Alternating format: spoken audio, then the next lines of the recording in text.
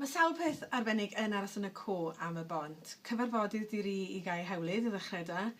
A wedyn oedd y diwrnod hwnnw pan dechreuodd bawb i gyrraedd yn Aberystwyth yn hynod gyffrous. O'n ni wrth gwrs yng nghanol y cyfan ac yn gwybod beth oedd yn mynd i ddigwydd. Ond oedd y gynulleidfa ddim, ac oedd jyst gweld y cyffro oedd ynddyn nhw o beth oedd yn mynd i ddigwydd ble o'n nhw'n mynd. Oedd ei ymateb nhw pan welon nhw'r bysys yn anhygoel. Ac wrth deithio lawr i'r bysys, o'n i'n teimlo yn eitha arbennig, o'n i'n teimlo fel fi'n perthyn i rhywbeth arbennig tra'n teithio lawr i Aberystwyth.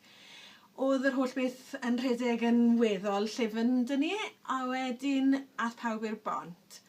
A fyna dwi'n credu oedd y peth mwyaf anhygoel wedi digwydd. Oedd hi'n ddiwrnod rhyfedd yn Aberystwyth, oedd hi'n eitha tawel, oedd ddim gwynt sydd ddim yn arferol yn Aberystwyth, ac oedd pawb ar y bont, a neb eisiau gadael, ac yn sydyn reit oedd y gynulleidfa yn dechrau canu, a mae rhai gweud dath dagre o falchder yng ngwyneb i ar y pryd, ac oedd e'n ddiwrnod dwi mor falch bod fi wedi bod yn rhan ohono fe.